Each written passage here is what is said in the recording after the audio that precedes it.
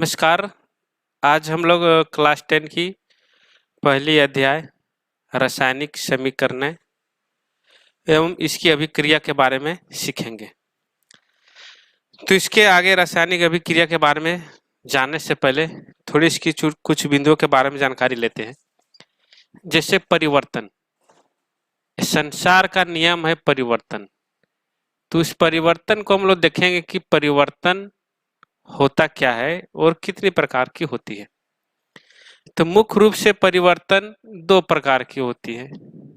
पहला परिवर्तन भौतिक परिवर्तन, भौतिक परिवर्तन होता है, जिसके बारे में हम लोग क्लास 9 में सीख चुके हैं कि भौतिक परिवर्तन क्या होती है। भौतिक परिवर्तन वही होती है बर्फ से पानी बनाना, पानी से बर्फ बनाना, फिर पानी से गैस वाष्पीकरण कराना। तो ये सब जो परिवर्तनें होती है ये हमारे भौतिक परिवर्तन कहलाती है। और दूसरी परिवर्तन होता है रासायनिक परिवर्तन, जिसके बारे में अभी हम लोग पढ़ेंगे। तो रासायनिक परिवर्तन, ये हो गया रासायनिक परिवर्तन। रासायनिक परिवर्तन का हम लोग सीखेंगे कि रासायनिक परिवर्तन क्या होता है और उसकी क्या क्या लक्षण होती है, कैसे हम लोग उसकी पहचान कर सकते हैं कि ये रासायनिक परिवर्तन हो रही है या फिर भौतिक परिवर्तन हो रही है। तो इसी के बारे में हम लोग जानकारी लेंगे कि क्या होता है। तो आइए हम लोग देखते हैं कि रासायनिक परिवर्तन होता क्या है। तो रासायनिक परिवर्तन के कुछ गुण होते हैं। रासायनिक परिवर्तन या फिर रासायनिक अभिक्रियाएं, रासायनिक अभिक्रियाएं कि इसका कुछ लक्षण होता है जिसको हम लोग गुणधर्म भी बोला जाता है।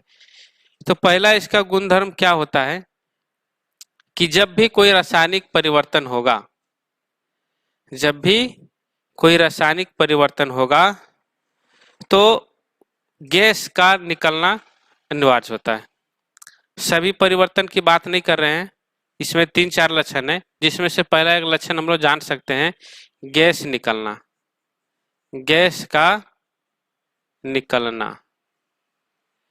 यदि कोई अभिक्रिया हो रही हो और उसमें से गैस निकल रहा है तो हम ये जान जाएंगे कि ये रासायनिक परिवर्तन हो रही है या फिर रासायनिक अभिक्रिया हो रही है। ठीक है। दूसरे में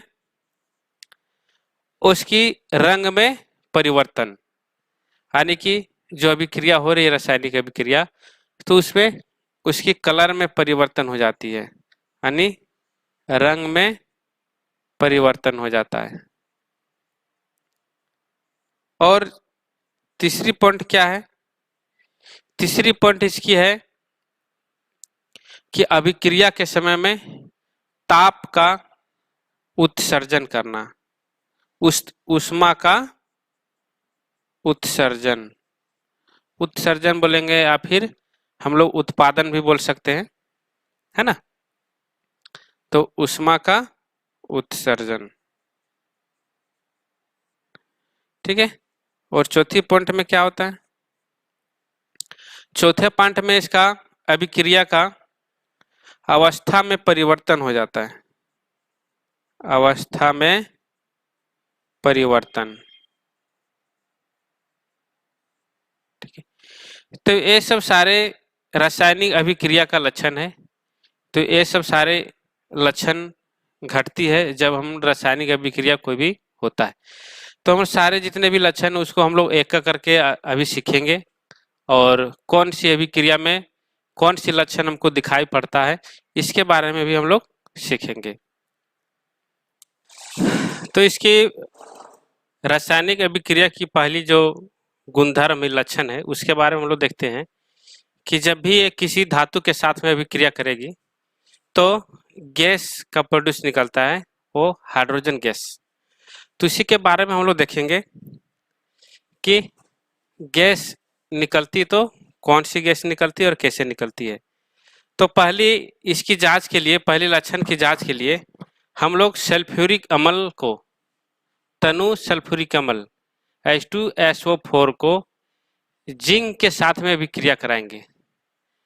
तनु सल्फ्यूरिक अम्ल को जिंक के साथ में अभिक्रिया कराएंगे, जिससे मेरा Zn-SO4 प्लस H2 गैस निकलेगा। ठीक है, तो एक अभी क्रिया को देखते हैं, पहला लक्षण को। इसके लिए हम लोग इसका क्रियाकलाप में आते हैं। तो पहले शुरू हम लोग ले लेते हैं, एक कोई कोनिकल फ्लास्क लेंगे और इस प्रकार के बीकर लेंगे। इस बीकर में हम लोग ले लिए हैं तनु सल्फ्यूरिक अम्ल यानी कि H2SO4 ले लिए हैं। इसमें हम लोग क्या करेंगे, जिंक के टुकड़ा को डालेंगे। तो ये जिंक है, ये जिंक के टुकड़ा, ये जिंक के टुकड़ा को हम लोग इसमें डालते हैं। सावधानी से डालेंगे क्योंकि ये अम्ल होता है तो हाथ वगैरह में नहीं पड़े, इसीलिए इसको सावधानी से इसको डालेंगे हम लोग।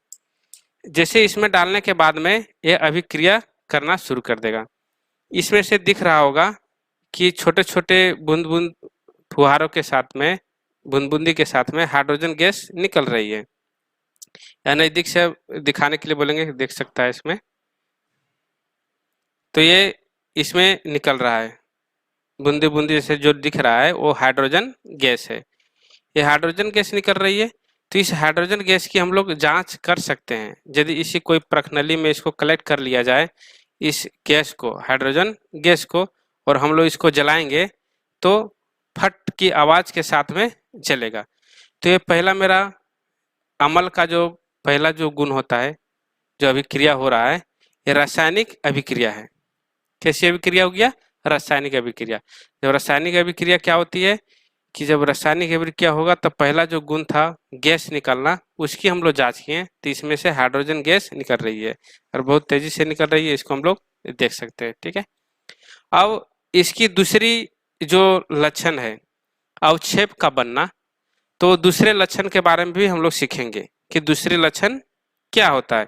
पहला लक्षण के बारे में क्लियर हो गया होगा कि जब भी कोई रासायनिक परिवर्तन होता है तो गैस निकलता है ना। तो गैस का हम लोग अभी जांच कर लिए कि जब भी हम लोग अम्ल यानी H2SO4 के साथ में जब हम लोग अभी क्रिया कराएं जिंक के, वो जिंक भी करा सकते हैं, इसमें कोई भी कॉपर हम लोग ले सकते हैं, आयरन भी ले सकते हैं, तो किसी के साथ में अभी क्रिया करवा सकते हैं, तो उसमें से मेरा हाइड्रोजन गैस निकलेगा। तो दूसरी इसके जो भी लक्षण है उसके बारे में हम लोग देखते हैं। चलिए, रासायनिक परिवर्तन का दूसरे लक्षण को हम लोग देखते हैं, दूसरे गुणधर्म क्या होता है। तो दूसरा गुणधर्म होता है अवक्षेप का बनना।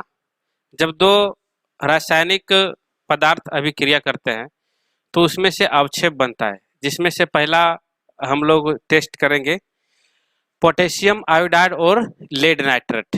ये दो हम लोग सॉल्यूशन लेंगे, दो रासायनिक पदार्थ है, और इस दोनों को हम लोग अभिक्रिया करा करके देखते हैं कि इसमें कैसा अवक्षेप बनता है।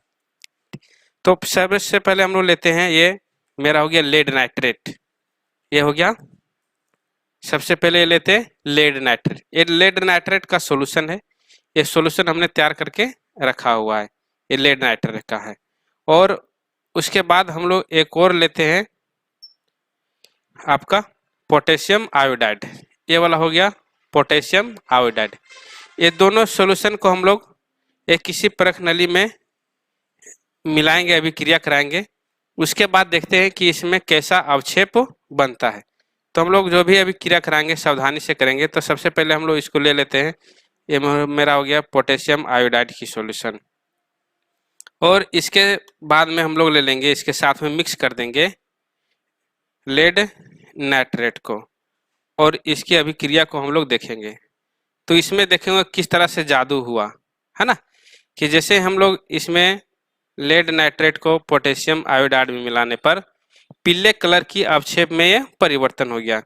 तो ये जो पीला कलर जो दिख रहा है, ये जो बना हुआ है, इसी को बोला जाता है अवक्षेप। तो ये हमारी दूसरी लक्षण हो गया किसका, रासायनिक परिवर्तन क्या। तो ऐसी अभिक्रिया जब होती है तो इसी को हम लोग बोलते हैं रासायनिक परिवर्तन। तो अब हम लोग तीसरे लक्षण के बारे में हम लोग देखते हैं कि इसका तीसरा गुणधर्म क्या है, और उसको भी हम लोग एक्सपेरिमेंट करने का कोशिश करेंगे और एक्सपेरिमेंट करके देखेंगे।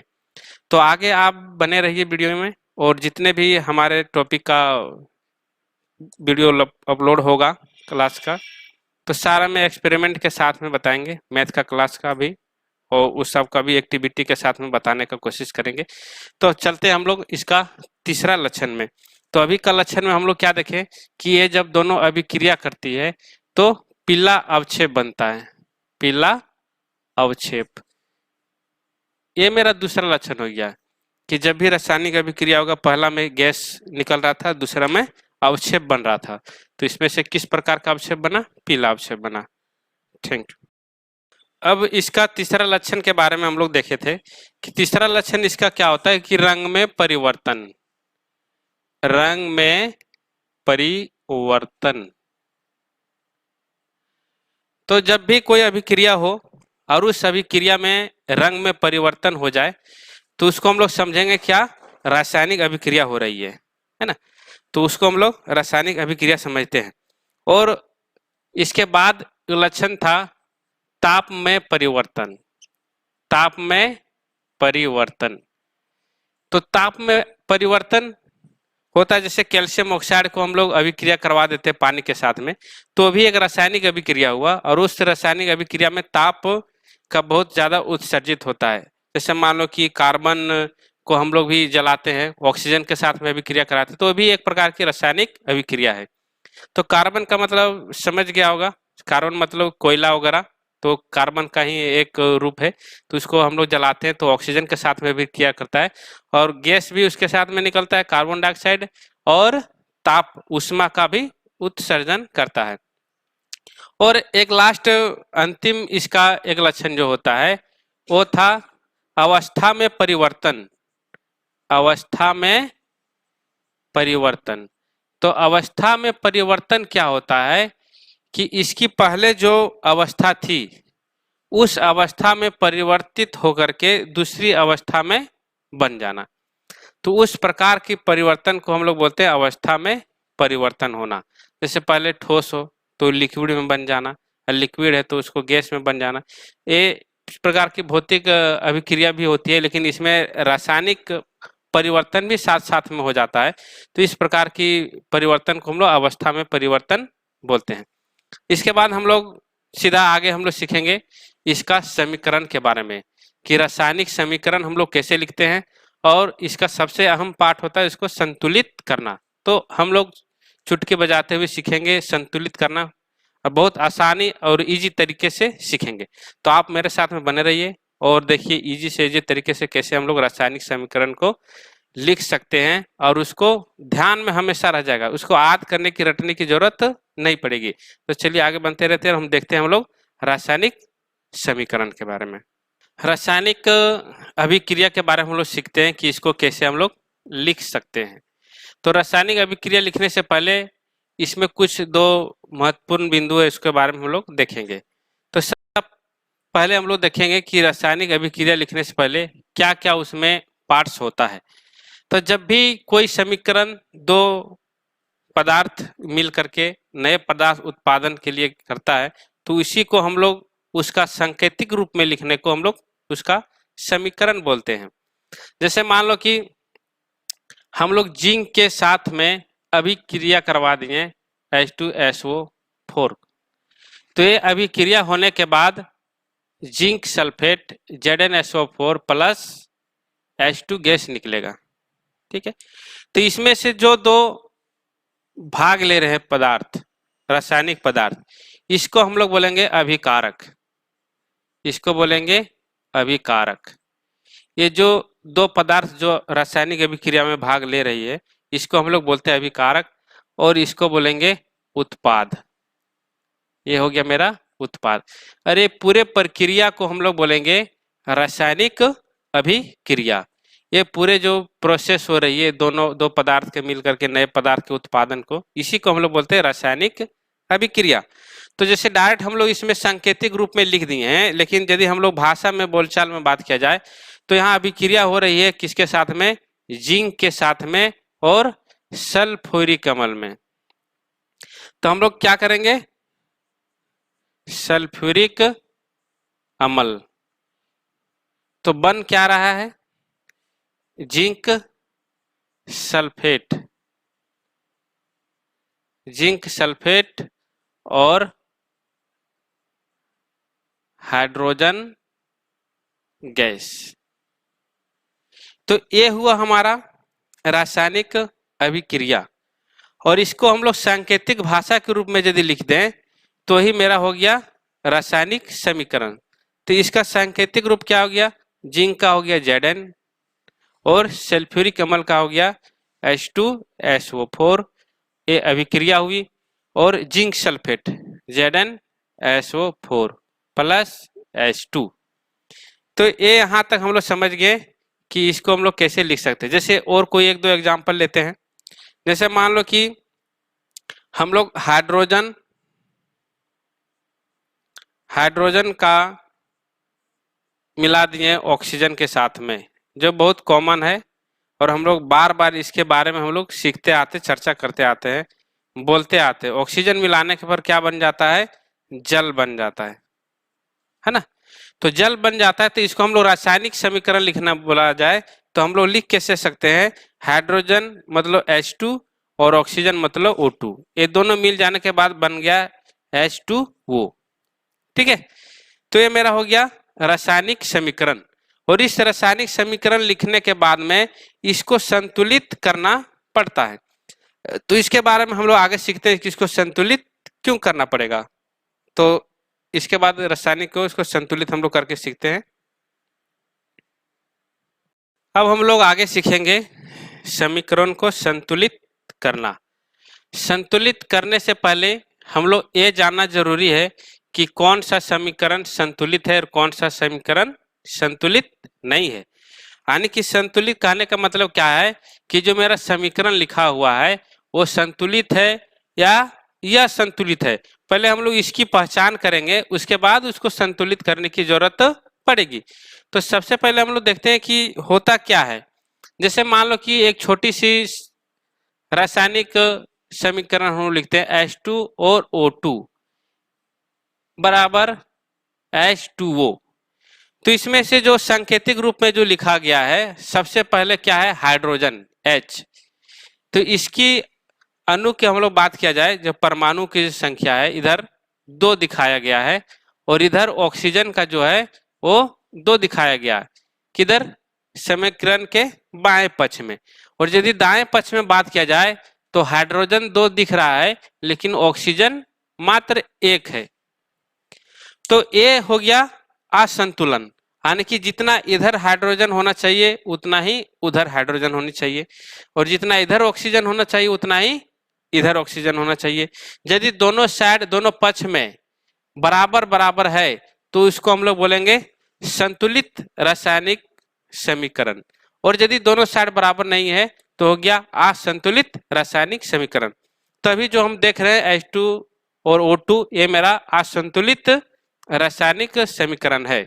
तो इसी को हम लोग सीखेंगे कि इसको हम लोग संतुलित कैसे कर सकते हैं। ठीक है, तो संतुलित करने से पहले हम लोग ये जानना जरूरी है कि संतुलित करते क्यों है, आखिर क्या जरूरी संतुलित करना। तो हम लोग पिछले कक्षा में पढ़ चुके हैं, हम लोग जानते हैं कि द्रव्यमान की संरक्षण का नियम, द्रव्यमान की संरक्षण का नियम क्या होता है कि किसी भी पदार्थ को ना ही हम उसको खत्म कर सकते हैं और ना ही उसको उत्पादन कर सकते हैं, ना ही उसको बढ़ा सकते हैं। जैसे कहने का मतलब है, यदि हम लोग 1 किलो लेते हैं चीनी और उसमें से 1 किलो हम लोग पानी मिलाते हैं, तो जो उत्पादन होगा वो 2 kg का होगा। ऐसा नहीं कि हम लोग उत्पादन करने के बाद में मिलाने के बाद वो 2.5 kg हो जाए, या फिर 2 किलो के अपेक्षा में वो 1.5 किलो ही हो जाए, ऐसा नहीं हो सकता है। ये द्रव्यमान संरक्षण का नियम यही कहता है कि जब भी 2 पदार्थ मिले तो उसके बनने वाला जो पदार्थ होगा उसी का द्रव्यमान के बराबर होगा। यानी कहने का मतलब, यदि हाइड्रोजन मेरा 1 kg है और ऑक्सीजन मेरा 1 kg है, तो जो मेरा आगे का समीकरण बनेगा तो दोनों मिल करके 2 kg होनी चाहिए। ये द्रव्यमान संरक्षण का नियम है। यदि ऐसा नहीं होता है तो इसी समीकरण को हम लोग असंतुलित बोलते हैं और इसको संतुलित करना जरूरी होता है। तो चलिए हम लोग एक एक करके आगे देखेंगे कैसे इसको हम लोग आसानी से संतुलित कर पाते हैं। तो पहले शुरू हम लोग इसी को संतुलित करने के लिए कोशिश करते हैं। जैसे पहले मेरा बोर्ड में लिखा हुआ है कि इधर हाइड्रोजन 2 है, ऑक्सीजन 2 है, और इधर भी हाइड्रोजन 2 है, इधर भी ऑक्सीजन 1 है। तो इसमें से कमी महसूस हो रही मेरा ऑक्सीजन का, कि इसमें ऑक्सीजन 1 है और इधर ऑक्सीजन 2 है। तो इसमें हम लोग क्या करेंगे, सिंपल से इसमें 2 से मल्टीप्लाई कर देंगे।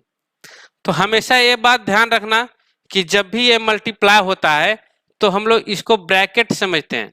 ब्रैकेट मतलब कि 2 जो मल्टीप्लाई होगा वो h के भी साथ में होगा और o के भी साथ में होगा।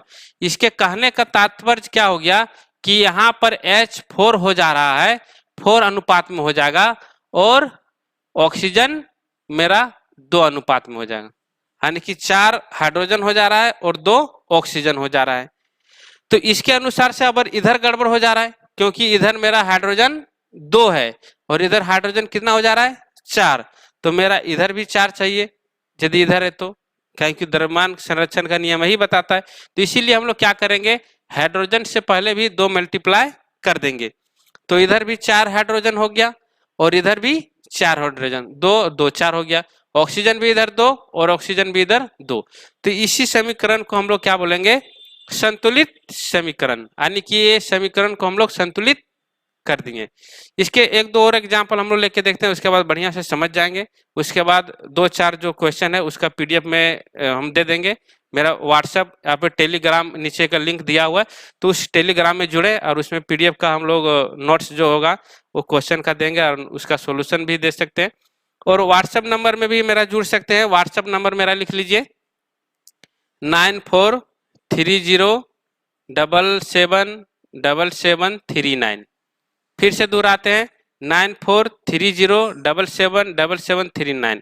ये मेरा व्हाट्सएप नंबर है, ठीक है। इस पर आप अपना नाम और कक्षा लिख के भेजें और क्या प्रॉब्लम है, किस चीज़ का पीडीएफ का नोट्स चाहिए वो दीजिए और उसमें जुड़िए और आगे की पढ़ाई आप जारी रखिए।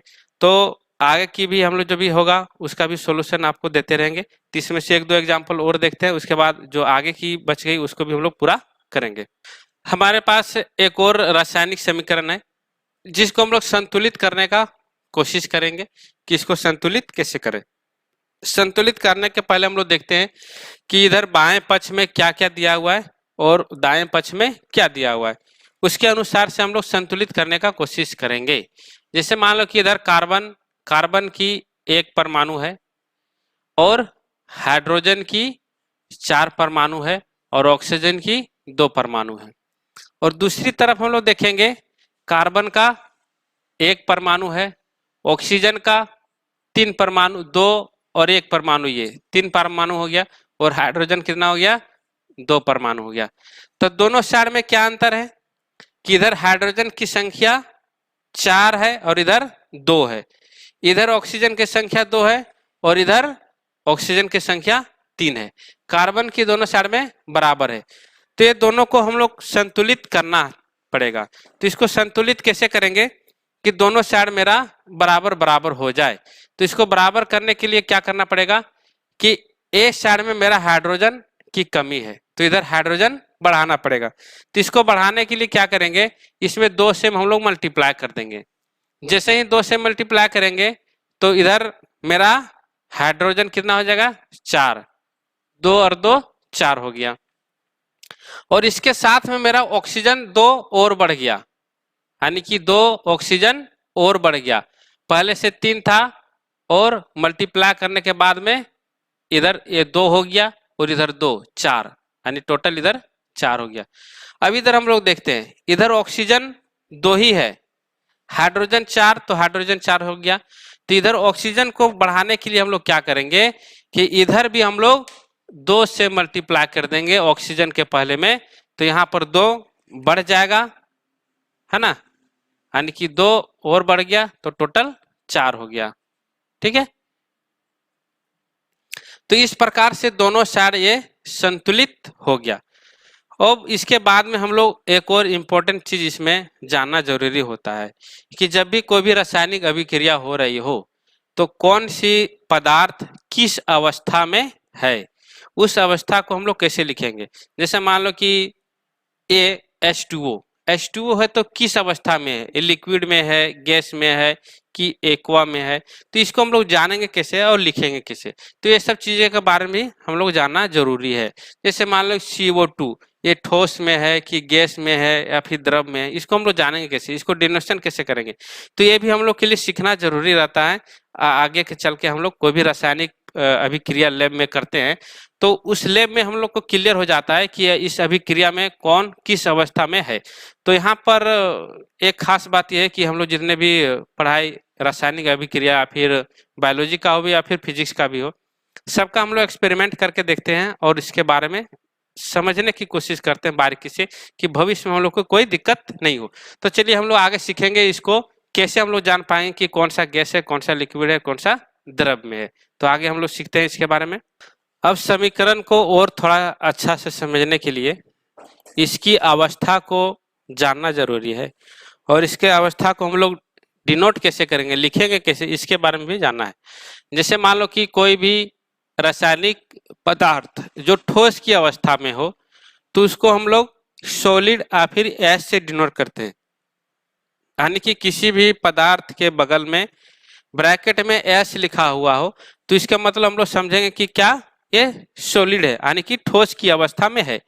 उसके बाद गैस की अवस्था, तो गैस की अवस्था में क्या होता है कि इसके बगल में ब्रैकेट में जी लिखा होता है, यानी कि जो भी ये पदार्थ है वो गैसीय अवस्था में है, गैस के रूप में है। उसके बाद हम लोग द्रव में देखते हैं। द्रव क्या हो, लिक्विड, तो वो एल से डिनोट किया रहता है, स्मॉल एल से डिनोट किया हुआ होता है। और इसके बाद एक और अवस्था इसकी होती है जिसको हम लोग बोलते हैं जलीय विलयन, जलीय विलयन की अवस्था, यानी कि कोई भी वैसी पदार्थ जो जल के साथ में मिलकर बना हुआ, घुल करके बना हुआ है, तो वैसी अवस्था को हम लोग क्या बोलते हैं, जलीय विलयन, जिसको हम लोग डिनोट करते हैं AQ से, AQ से इसको डिनोट करते हैं। और ये भी हम लोग समीकरण में दर्शाएंगे कि ये किस प्रकार से होता है। जैसे मान लो कि छोटी सी समीकरण हम लोग ले लेते हैं कि कार्बन को अभिक्रिया हम लोग करा देते हैं ऑक्सीजन के साथ में, तो ये अभिक्रिया करेगा तो क्या करेगा, ये CO2 बनाएगा।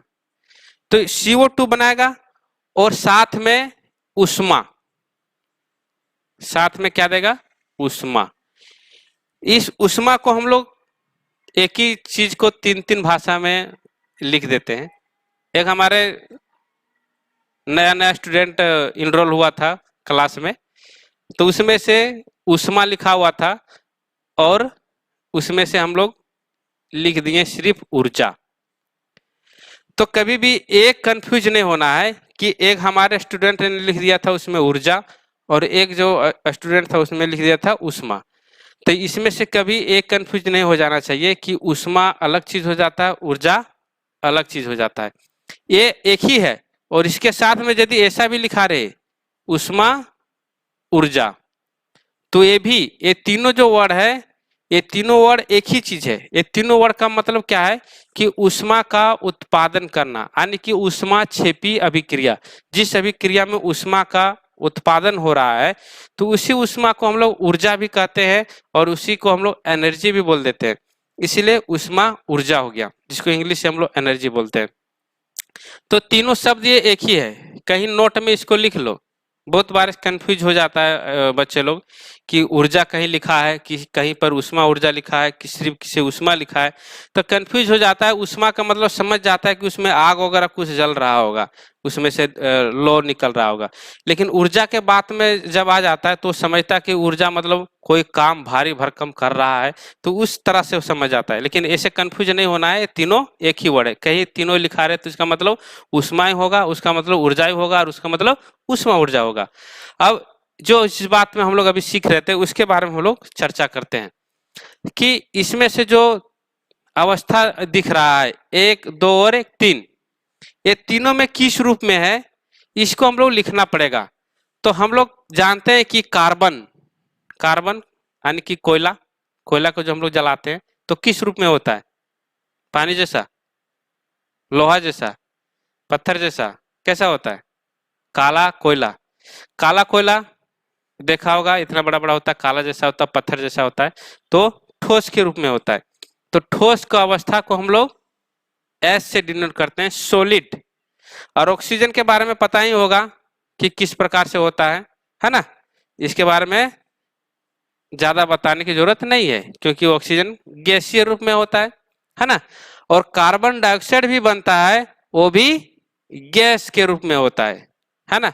तो इसी तरह से हम लोग सबको अलग अलग तरीके से इसको डिनोट करेंगे, लिखेंगे, तो इसके विशेष पहचान मिलेगा। ये थोड़ा समझने में भी आसान हो जाता है।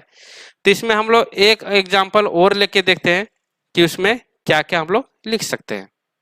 तो हमारे पास एक रासायनिक समीकरण है ग्लूकोज का, जिसको हम लोग ग्लूकोज बोलते हैं, C6H12O6।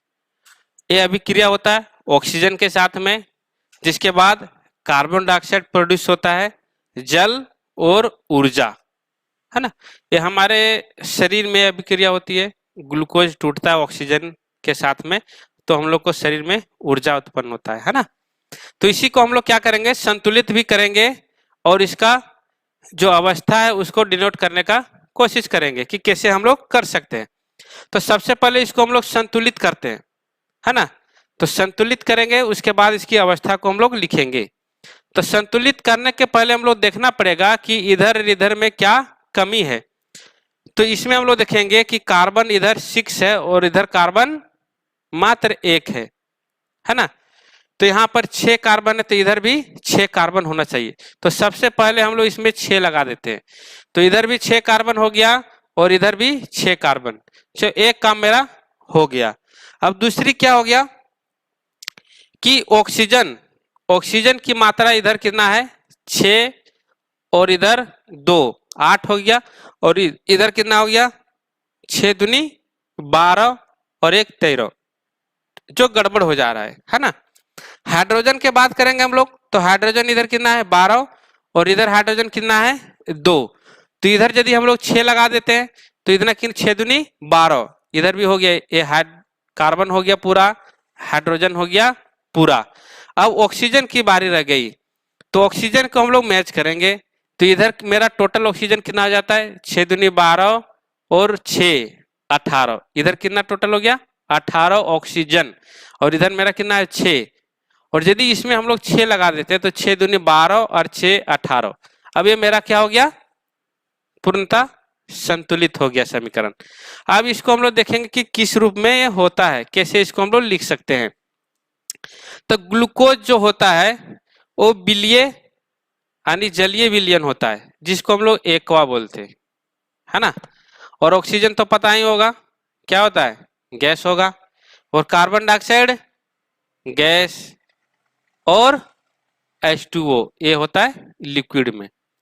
तो एक हमारे इसका इंडिकेशन के साथ में हम लोग संतुलित करना भी सीख गए ये आसानी से।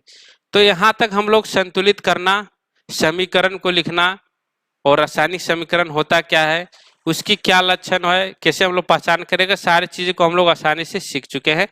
अब इसके बाद हम लोग अगली पढ़ेंगे रासायनिक अभिक्रिया के प्रकार। रासायनिक अभिक्रिया कितने प्रकार की होती है, संयोजन अभिक्रिया, वियोजन अभिक्रिया, द्विविस्थापन अभिक्रिया, विस्थापन अभिक्रिया, है ना।